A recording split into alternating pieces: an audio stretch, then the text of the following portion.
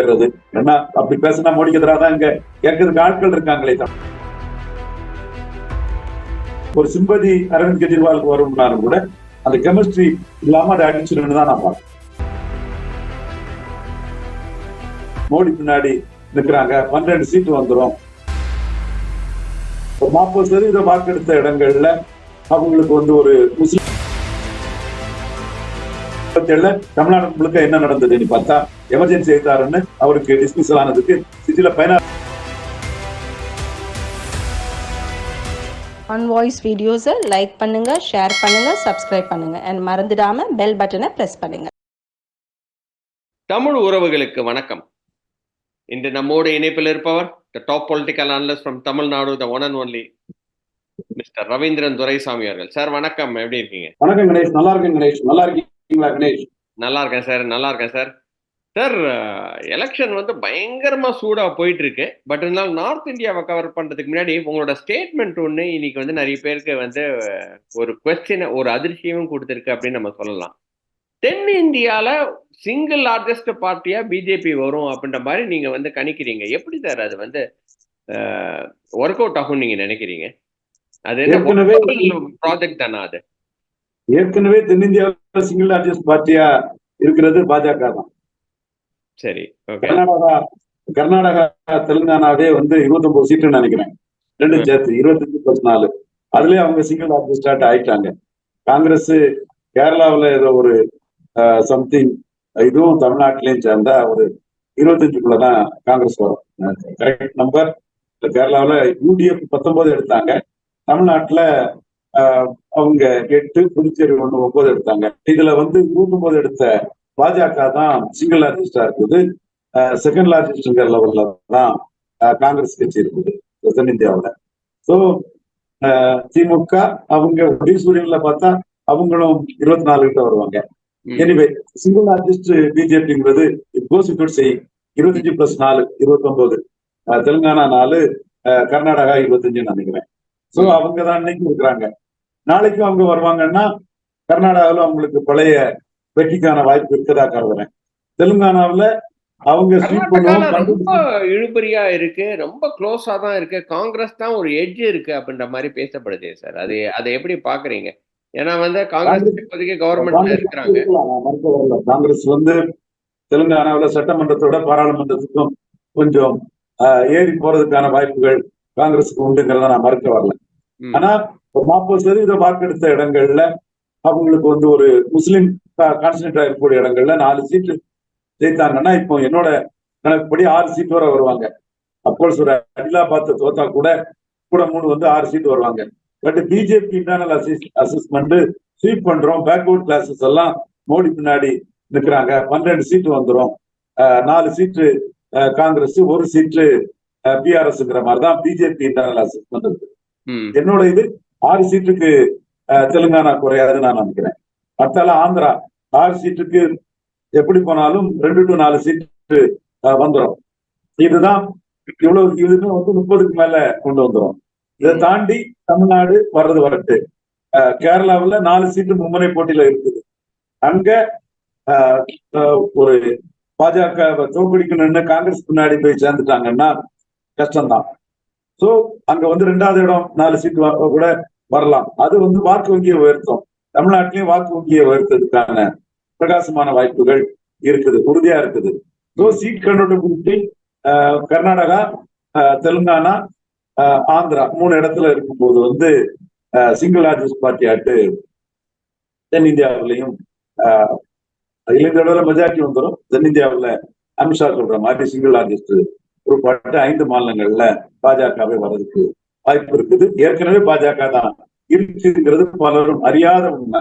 தமிழ்நாட்டுக்குள்ள வந்து தென்னிந்தியாவில் பாஜக இல்ல பாஜக இல்லைன்னு சும்மா டேட்டா இல்லாம அடிச்சு விடுறது, பேசிட்டு போயிடுறது. ஏன்னா அப்படி பேசினா மோடிக்கு எதிராக தான் இங்க கேட்கறதுக்கு ஆட்கள் இருக்காங்களே. தமிழ்நாட்டுல ஒரு கருத்து கணிப்பு ஒண்ணு போட்டாலே 80% மோடிக்கு எதிராக வரும், ஒரு 20% தான் மோடிக்கு ஆதரவா வரும். அந்த இடம் தான் எடப்பாடி அடிச்சுக்குவாருன்னு நினைக்கிறோம். மோடிக்கு ஆதரவாட்டும் ஒரு குறிப்பிட்ட சதவீதம் இருக்குங்கிறது தேர்தல் முடியல வரும்போது எடப்பாடிக்கு ஒரு பின்னடைவா இருக்கும். நம்ம திருப்பி நார்த் இந்தியா சைட்ல நம்ம வந்து பார்த்தோம் அப்படின்னா இன்னொரு பர்சன் ரொம்ப ஸ்பெசிபிக்கா உங்ககிட்ட கேட்க சொல்லியிருக்காரு. அரவிந்த் கெஜ்ரிவாலோட வருகை வந்து என்டிஏக்கு ஒரு மிகப்பெரிய ஒரு அடியா அமையுமா அப்படின்ற மாதிரி அவர் கேட்டிருக்கிறாரு. நீங்க எப்படி சார் பாக்குறீங்க? இல்ல, இந்த மாதிரி அரெஸ்ட் இதெல்லாம் வந்து யார் அரெஸ்ட் ஆகிறாரோ அவங்களுக்கு சிம்பதியை கொடுக்குங்கிறதா என்னோட பார்வை. 77ஆம் ஆண்டு கலைஞருக்கும் பார்த்தா பலருக்கும் ஆச்சரியமா இருக்கும். திண்டுக்கல்ல வச்சுட்டு அரசியல் பேசிட்டு இருக்க கூடாது. 77ல தமிழ்நாடு முழுக்க என்ன நடந்ததுன்னு பார்த்தா எமர்ஜென்சி எழுத்தாருன்னு அவருக்கு டிஸ்மிசல் ஆனதுக்கு சிட்டில 16 தொகுதியில 13 தொகுதி திமுக வந்தது. தஞ்சாவூர்ல அதிக சீட் வந்தது. ஒரு 5.5% வாக்கு தான் வித்தியாசம். 4 முறை போட்டி இல்லைன்னா மக்கள் தலைவர் எம்ஜிஆர், மும்முனை போட்டினா எம்ஜிஆர் எடுத்த வாக்குல ஆட்சிக்கு வர முடியாது. 30.3% மக்கள் தலைவர் எம்ஜிஆருக்கும் கலைஞருக்கு 24.8% கிடைச்சது. காரணம் அந்த டிஸ்மிசல், அவங்க மனைவி அவங்க வீட்டுல வந்து ரைடு, அது இதெல்லாம் சோதனை, அதெல்லாம் ஒரு சிம்பதியை கிரியேட் பண்ணுது. இது சிவகுமாருக்குனாலும் சரி, இது வந்து பழைய காலத்துலனாலும் சரி, அரெஸ்ட் ஆனவங்களுக்கு ஒரு சிம்பதி கிடைக்கும். ஐயா சாரகாசன் சொன்ன மாதிரி தினகரன் 50% மேல ஆர்கனர்ல போனாருங்கிறது சாரகாசன் அதை பதிவு பண்ணுவாரு. சோ அந்த வகையில இன்னைக்கு அரவிந்த் கெஜ்ரிவாலுக்கு ஒரு சிம்பதி இருக்குன்னா மறுக்க வரல.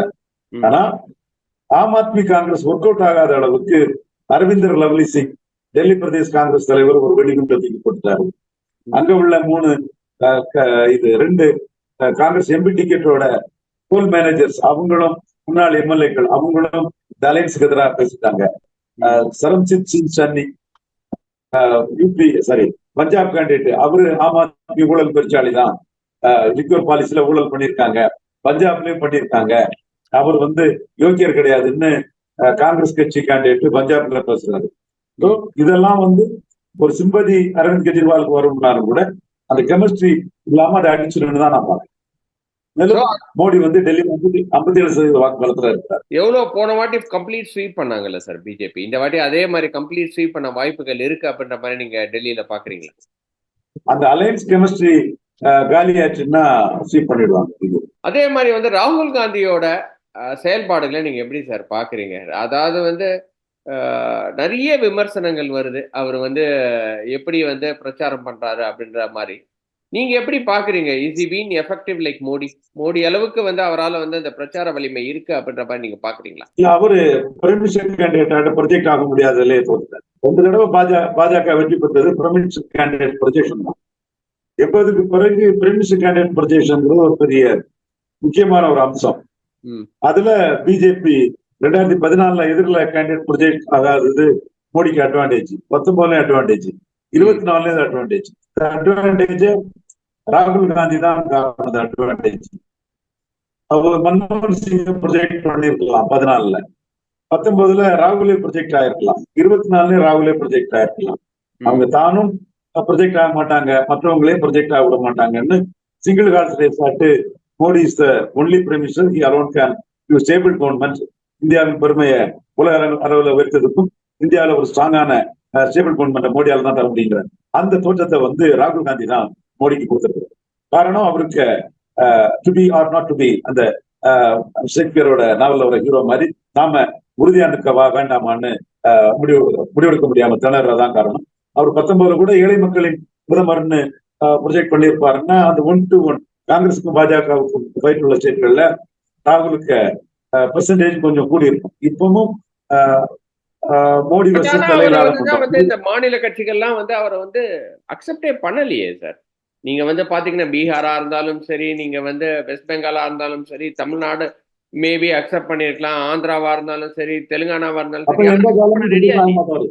இவங்க எந்த காலமும் அக்செப்ட் பண்ண மாட்டாங்க, எந்த காலமும் ப்ரொஜெக்ட் ஆக மாட்டாரு. ஏன்னா அக்செப்ட் பண்ணா இவங்களுக்கு முஸ்லீம் ஓட்டு ராகுல்கிட்ட போயிடும் நாளைக்கு. அந்த ஓட்டை இழக்கிறதுக்கு அவங்க அரசியல் பண்றாங்க. மம்தா அப்படி பண்ணல, அகிலேஷ் பண்ணல, தேஜஸ்வி பண்ணல, சரத்பவார் பண்ணல, யாருமே அந்த முஸ்லீம் ஓட்டை இழக்க விரும்ப மாட்டாங்க. இப்ப நீங்க தான் எல்லாத்தையும் புரிஞ்சுக்கிட்டு தைரியமா 200 சீட்டுக்குள்ள நம்ம ஸ்ட்ராங்கா இருக்கிற இடத்துல பிரிமிஷன் கேண்டிடேட் சொல்லிக்கிட்டு மற்ற இடங்கள்ல அவங்களுக்கு விட்டு கொடுத்து நீங்க மட்டும் சில இடங்கள்ல ஃப்ரெண்ட்லி ஃபைட்னு ஃபைட் பண்ணிட்டு உங்க லெவலுக்குள்ள நிற்கணும். நீங்க அதுக்கு பயந்தீங்கன்னா முன்ன போனா உதைக்கும், பின்ன போனா கடிக்குங்கிறோம். பின்ன போனா கடிக்கும், முன்ன போனா உதைக்கும், கடிக்கும், முன்ன போனாங்கிற மாதிரி இவங்க அங்க போனா கடிக்கும், இங்க போனா உதைக்கும்னு இருந்தா அது வேலைக்கு ஆகாது. சோ அதனால வந்து அவர் நிச்சயமா நின்று இருக்கணும் அப்படின்னு தான் பாக்குறீங்க. பட் இருந்தாலும் அவர் அமேத்திலேயே நிக்க மாட்டேன்றாரு சார். அது தோல்வி ஒத்துக்கிட்டதுதான். ரெபரேலி அமைதி தோத்தனால சேஃப் சீட்டான ரெபரேலியில போய் நிற்கிறாருன்னா அமைதியில தோத்து போங்கிறத ஒத்துக்கிட்டதுதான். 2 மாறிட்டு எல்லாமே சேஞ்ச் ஆகுதுன்னா அமைதியில இருந்து ஜெயிக்க வேண்டியதானே? அது கூட இல்லையே. Okay sir. லாஸ்டா வந்து நம்ம பார்த்தோம்னா போன வாட்டி வாங்கின 303 தாண்டி இந்த வாட்டி எடுப்பாங்க அப்படின்ற மாதிரி நீங்க பாக்குறீங்களா? இல்லாட்டினா வந்து நிறைய பேர் பார்ட்டிசிபேட் பண்ண 250-300 அப்படின்றாங்க. உங்களோட கருத்துக்கள் எப்படி சார்? என்னோட இது போன வாட்டி வாங்கினத விட அதிக பெர்சன்டேஜா போட்டு வந்துருவாங்க. சரி. சீட்டு எனக்கு மகாராஷ்டிராவில் சீட்டு அடிபடுமோங்கிற எண்ணம் வருது.